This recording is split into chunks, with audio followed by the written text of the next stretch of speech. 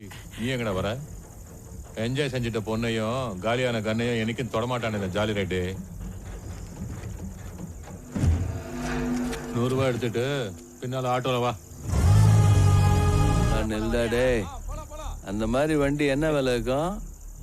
அந்த கார மச்சா ஒரு 5 லட்சம் இருக்கு மச்சா. 5 லட்சம் ஆக மாட்டாது? சாஸ்தி ஆகுதுல்ல? ஆமா மச்சா.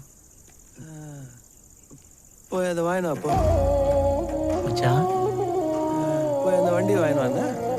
நான் இங்க கார்ல தான் வந்தேன், இங்க இருந்து கார்ல தான் போவேன். அப்படி இல்லைன்னா இங்க இருந்து அசைதா இல்லை.